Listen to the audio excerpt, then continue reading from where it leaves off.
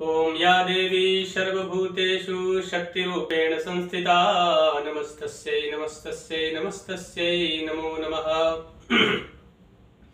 नमस्कार मित्रों, मैं आचार्य प्रमोद उपाध्याय गुप्त नवरात्रि से जुड़े हुए इस विशेष कार्यक्रम में आप सभी का हार्दिक स्वागत करता हूं। मित्रों, आप सभी को बताना चाहूंगा कि गुप्त नवरात्रि, जैसे कि आप सभी को पता ही होगा कि पूरे वर्ष में नवरात्रि का जो महान पर्व है यह 4 बार आता है।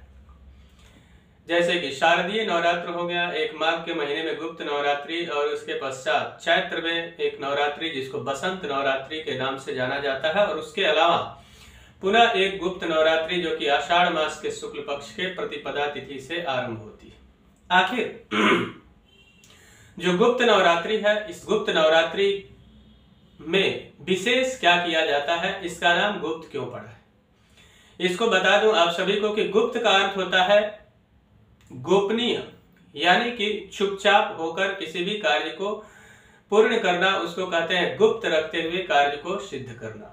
उसी प्रकार इस गुप्त नवरात्रि में माँ भगवती दुर्गा की उपासना गुप्त रूप से की जाती है। ऋषि महर्षियों ने गुप्त नवरात्रि में अलग अलग प्रकार के तंत्र मंत्रों की साधना और सिद्धि प्राप्त किया था।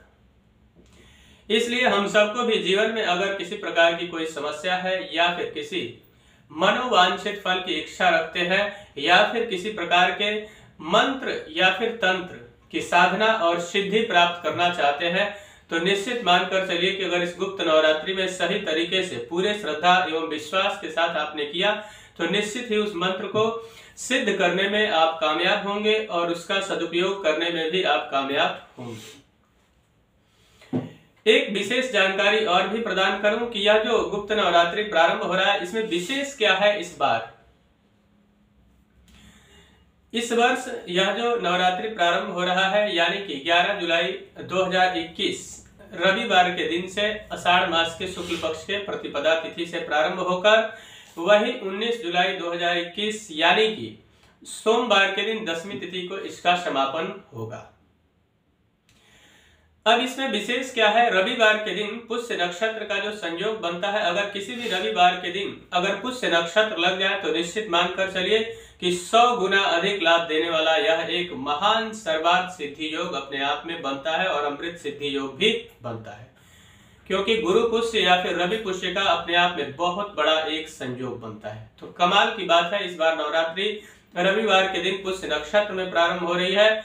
इसमें देवी की उपासना अलग अलग रूपों में किया जाएगा। यदि आप भी चाहते हैं कि किसी विशेष मंत्र की साधना करें या उपासना करें, और स्पेशली अगर आप निवारण मंत्र को भी सिद्ध कर लेते हैं, तो निश्चित मानकर चलिए कि आपके जीवन में कमाल का योग बनेगा और जो भी आप चाहेंगे वह पूरा होगा, क्योंकि निवारण मंत्र से देवी की विशेष कृपा प्राप्त होती है, और निवारण मंत्र का जप करने से अत्यंत प्रसन्न होती है माँ दुर्गा। महाकाली, महालक्ष्मी और महासरस्वती के साथ माँ दुर्गा की उपासना अलग अलग रूपों में की जाती है।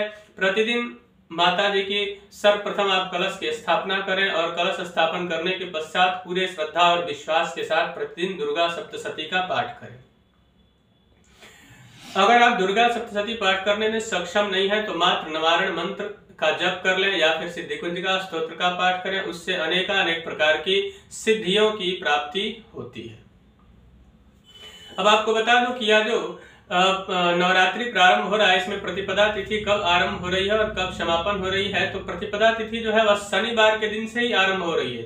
6:46 से प्रारंभ होकर, और रविवार यानी कि 11 जुलाई के दिन कलश स्थापन किया जाएगा। तो उस दिन प्रातः 7:46 तक यह प्रतिपदा तिथि रहेगी। लेकिन इसमें घबराने की तनिक भी आवश्यकता नहीं है। शास्त्र कहता है कि जिस तिथि में सूर्योदय होता है उसकी मान्यता पूरे दिन होती है, इसलिए पूरे दिन में कभी भी कलश का स्थापना किया जा सकता है। उसके अलावा विशेष एक मुहूर्त और भी आता है पूरे दिन में, जिसको हम कहते हैं अभिजीत मुहूर्त, जो कि 11:54 से लेकर और 12:27 तक का रहेगा। इस समय भी अगर आप कलश स्थापन करते हैं तो निश्चित मानकर चलिए कि अनेक प्रकार की कामनाओं की सिद्धि होगी।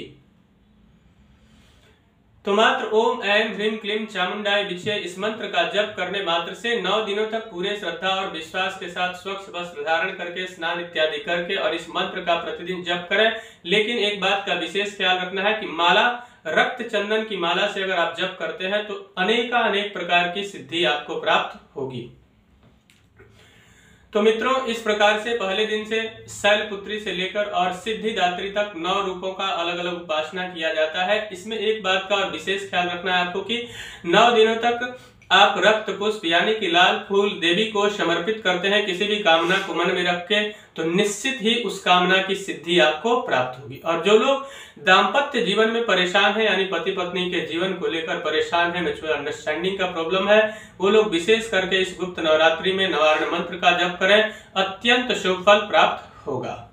मित्रों, मुझे आशा है कि मेरा यह कार्यक्रम आप सभी को पसंद आया होगा। मेरा एक निवेदन है कि अगर अभी तक हमारे चैनल को आपने सब्सक्राइब नहीं किया है तो कृपया चैनल को सब्सक्राइब कर लें, वीडियो को अधिक से अधिक लाइक और शेयर करें, बेल आइकन को दबाएं जिससे नई नई जानकारी आप तक पहुंचती रहे। तब तक के लिए इजाजत दीजिए, नमस्कार।